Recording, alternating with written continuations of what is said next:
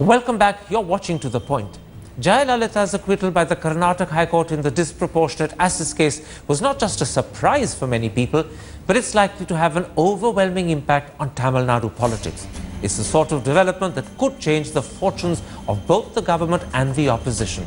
With me to discuss what we can now expect is the well-known independent journalist T.M. Veera Raghav, political analyst T.R. Ramachandran, AIA DMK supporter C. Rajashekharan, and the highly regarded Supreme Court lawyer Sanjay Hegde. The DMK party refused to participate in today's discussion, and the AIA DMK surprisingly backed out at the last moment. Sanjay Hegde, most people were taken by surprise by Jayalalitha's complete acquittal this morning. The widespread expectation was that either her conviction would be upheld or at least Jayalalitha's sentence could be diluted but not completely overturned. As a lawyer, were you surprised by the complete acquittal, which incidentally was delivered in just 10 seconds with the simple words, appeal upheld? Well, though it was 10 seconds, there's a 991-page judgment behind it. I've skimmed through it. You can't go through 991 pages. The reasoning is in the last 150 pages. What basically has happened between the trial court and the High Court is that old English axiom that one needs to be a watchdog and not a bloodhound. The trial court basically went on the premise that the four accused were in a criminal conspiracy. It was all for one and one for all. What the High Court has done is not accept that story of a criminal conspiracy. What it has done is to say, look, let's take the explanation separately.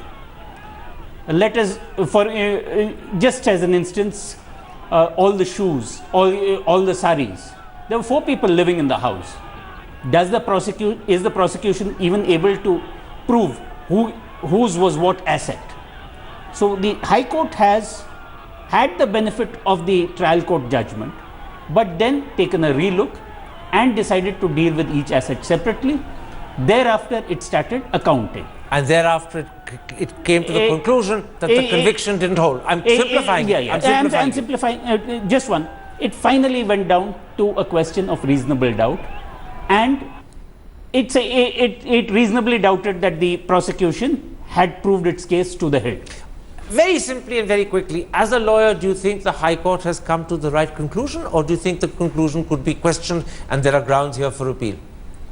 When you write 991 pages, there are going to be grounds for appeal. I just wish that High Courts could write simpler judgments. But here was a massive case, massive record, and the High Court seems to have erred on the side of extreme caution by taking in every argument, recording every document, and then coming out with a compendium rather than a judgment. Therefore, it can be quite easily appealed against. I think an appeal is likely, and it is very likely that an appeal will be entertained. As to the ultimate fate of the appeal, I will not speculate. Let's move beyond the legal dimension of this case, Mr. Rajashekharan, and talk about some of the political developments that could hereafter follow. The first question I want to put to you as a Jayalalitha supporter is, will, in your eyes, Jayalalitha resume the position of Chief Minister, which she is now perfectly entitled to do? And there's a lot of speculation, but I emphasize it's only speculation, that she could do so on the 16th or the 17th. Or do you think she might be wiser to call early elections, capitalize on the sympathy wave and the euphoria that's clearly been generated in Tamil Nadu, and only become Chief Minister if and when her party, the AIA DMK, wins another 5-year term? Which do you think is the more likely course of action? Karan, see, by the grace of God and the directions from the Supreme Court, the Karnataka High Court, with its wisdom, has applied his mind thoroughly, and it has given but that's not the question I asked you. You're a supporter. Let's not convert you into a lawyer. Don't give me a legal analysis when you're not really qualified to do so. Come to my question instead. I'm asking you about the next course of political action. What do you think it will be? Will she assume the post of Chief Minister, as is being speculated, on the 16th or 17th, or do you think she'd be better advised to call early elections, let Paneer Selvam continue as Chief Minister, and then take over only after or if her party wins another 5-year term. Which of those two do you think is the better course and the more likely course? See, she is the most popular leader and she has won the battle in the courts and she has been found acquitted and she is declared innocent by the Honorable Karnataka High Court, and she has got the massive support and sympathy of the people of Tamil Nadu, and she is going to win elections and elections and elections on and on for another 15 years. That is what I assume and presume so. But going by the merits of the whole issue which she governs, she has done a wonderful job to the people of Tamil Nadu. She has done superb schemes which is going to help the poor and the downtrodden who are the real voters and not the people who keep on talking. Come back to my question. I asked you a simple question. Should she, in your eyes as a supporter, resume the chief ministership immediately, or should she call early elections and only do so afterwards? Answer that. No, she should and she will, and the wish of people of Tamil Nadu should assume office as the chief minister. That is the wish. She should not declare elections. That is what we wish, because she has lot of things to be finished before the elections. Okay, so now you're very clear. She should assume the chief ministership immediately. You believe there are a lot of things that need to be finished before the elections are called. Have I understood that answer correctly, Mr. Rajashekharan? Absolutely, Karan, but I am also qualified to answer the legal point, if you wish. No, I don't want you to answer the legal point. I've got a Supreme Court lawyer here to do that for me.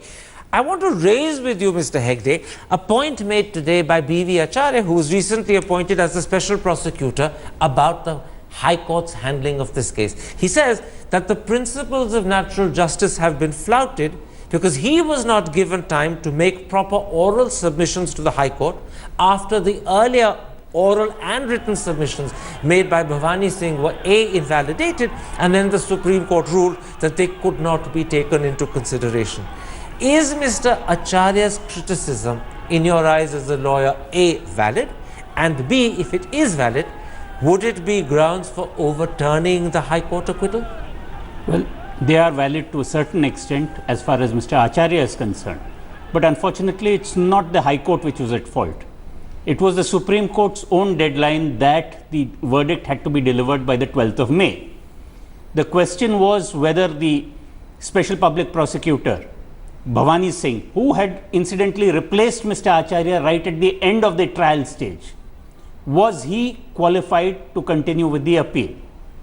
Thereafter, with the Supreme Court, there was a split verdict, went to a larger bench, and the larger bench finally ruled that no, Bhavani Singh was improperly appointed. That I understand. And therefore, it did not extend the deadline for the case. But it just said, let everybody put in written submissions. Mr. Acharya got one day only. Now, the question is whether the Supreme Court will take that into account when it hears the appeal. Except that in taking it into account, they also have to accept that their decision was the wrong one, that they forced a new public prosecutor not to make oral submissions and only gave him 1 day to make a written submission. You see, there was one more complication, which is quickly. Which is that the judge also was retiring. If you ask the judge to have a rehearing, then possibly you would need a new judge. So this is a very difficult position where the Supreme Court had to come up with an answer which may be imperfect, but you needed an answer nonetheless. Yes. So this was the best of a bad solution. So this is not necessarily going to be grounds for overturning. This is not going to be grounds for overturning. We've got Veera Raghav with us. He's a very eminent independent journalist from Tamil Nadu. Unfortunately, we don't have a proper or visual link, but we do have him on phone. Veera Raghav, what's your feeling on this critical issue that I was putting to Mr. Rajashekharan a moment ago? Should Jayalalithaa, or rather will Jayalalithaa, opt to take over as Chief Minister, as the sources are telling us she might on the 16th or the 17th? Or might she decide to let Paneer Selvam stay there, call early elections, capitalize on the sympathy wave and the euphoria that's clearly been generated, and only take over if and when her party wins another 5-year term? What's your feeling about that key critical political point? She will take over as and when the first opportunity arises. There are procedural issues that need to be addressed, which is that the Assembly will have to recommend to the Election Commission that the fact that the Election Commission had disqualified her in that case, that will have to be revoked, and then she will take charge as Chief Minister, which is what I would believe would happen. And then you will see the larger political picture emerge in terms of what's going to happen in the future, Karan. Let me ask you then a second question. If you believe it's only a matter of time before these technical difficulties, such as overturning her disqualification, which the Election Commission has done, are changed, once she takes over, will she look to complete her term and only hold elections in 2016 when they're due roughly a year from now? Or might she then go for an early poll, perhaps coinciding with the Bihar elections in October?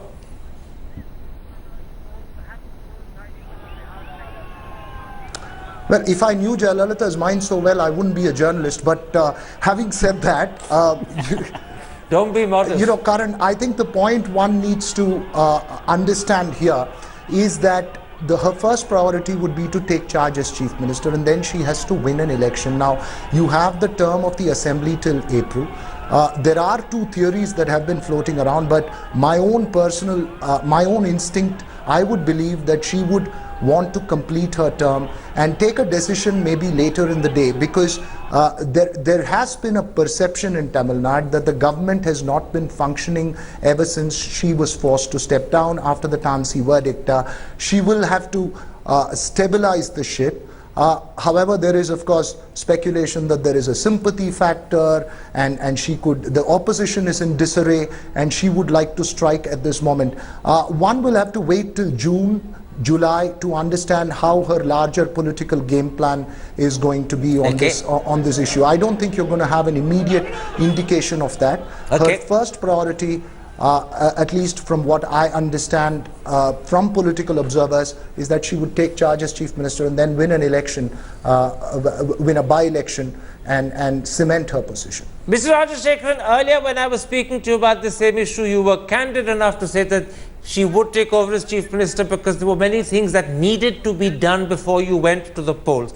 I take it that was an oblique way of referring to the fact that there's been a sort of governance paralysis since September when she stepped down and Paneerselvam took over. The Economic Times, just to take that one newspaper, says that files did not move, projects were put on the back burner, no new ideas were discussed, and even completed projects such as the Metro Rail were awaiting Jayalalitha's return before their inauguration. So do you accept that although she's very popular and there is a huge euphoria about her acquittal, nonetheless, she needs to ensure that that mood of paralysis that crept in over the last 6 months is completely eradicated before she ventures to go for a new election? Would you accept that?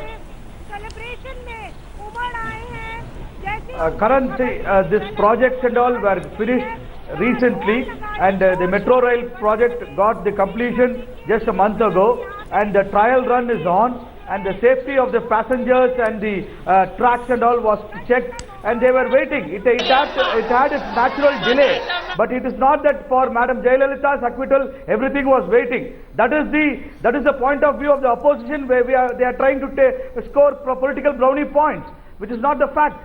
But now, since she is acquitted and she has come out with flying colors, all the schemes which was underway and is in the final stages would be inaugurated, and it will be given to to the public use, and we should appreciate that. Then attribute motives and say for this reason only everything was kept hold. That is not that. I don't buy that argument of saying, because it's the version of the opposition, DMK, where they foisted this case. I accept your point. You're a very staunch and loyal supporter, not just of Jayalalitha, but of the AIDMK, and you refuse to accept there was even any mood of paralysis. No, I'm not an AIDMK. But I'm not an AIDMK. I accept that as a loyalist, you're not going to accept there was any paralysis in governance even under Paneerselvam. That's a very strong, loyal viewpoint. I have to point out for the audience, it's contested by not just the DMK, but by many independent observers as well. There is another issue, Mr. Hegde, connected with whether Jayalalitha will call an early election should she wish to. And that is to do with the fact that a chief minister, or in a democracy, any head of government has a right to call an early election and benefit if he or she thinks she can by doing so. But in India, it's the Election Commission that decides exactly when the election will be held. And they can do so anytime up to 6 months after the dissolution of an assembly.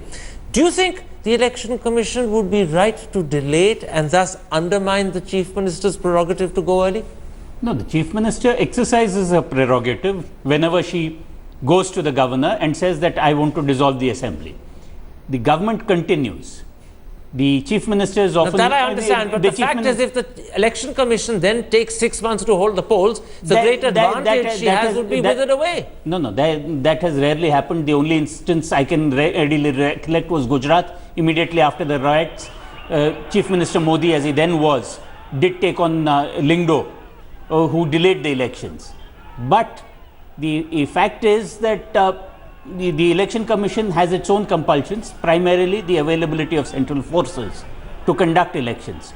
They normally do not honestly, delay. if it's only one state election happening, the availability of central forces can't be a concern. No, it won't be a concern.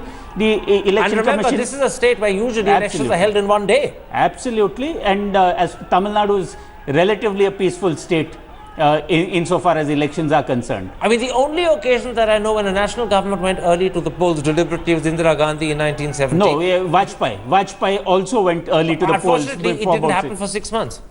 It didn't happen for 6 months. He called an election in April when, in fact, it wasn't actually, in his case, a matter of choice. He lost a vote of confidence. It wasn't that he chose to go early. He lost a vote of confidence. The second Vajpayee regime, he did go about 6 months early. And they held it immediately. You're right. You're absolutely right.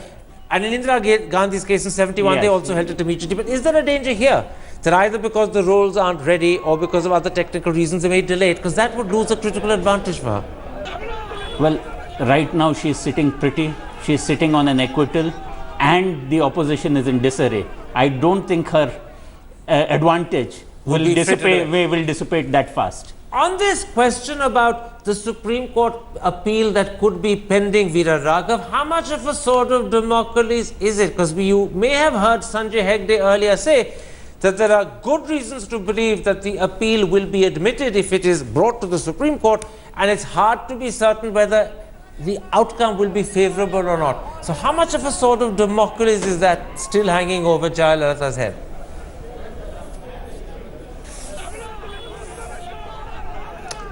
Just before the show, I couldn't hear Sanjay Hegde, Karan, because there were audio interruptions, but just before the show, I spoke with top officials in Karnataka government. They have not yet decided on whether they would be moving an appeal in the Supreme Court. One will have to see how that plays out.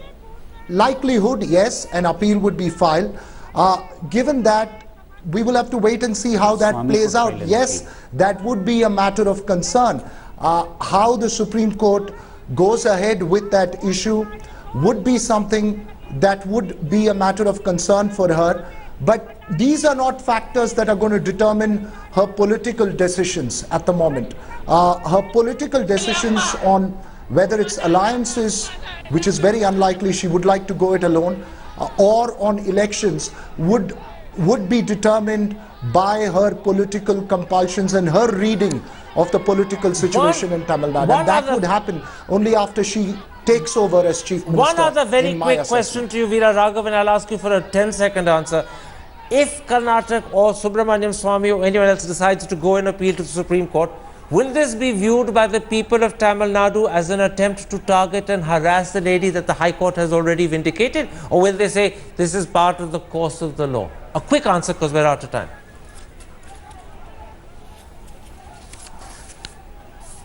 The people of Tamil Nadu will be divided. The AIDMK supporters would view it the way they want to. Those against AIDMK would view it the way they want to. All right, that's perfectly clear. It will depend entirely on the political predilections of who's doing the viewing. My thanks to all my guests for joining me. My apologies. The DMK person who was meant to be with us, the DMK supporting journalist, couldn't, because we couldn't get the connection through. And I also apologize for all the other problems we've had, particularly with Veera Raghav. You have been. Thanks for watching. Goodbye. Good night.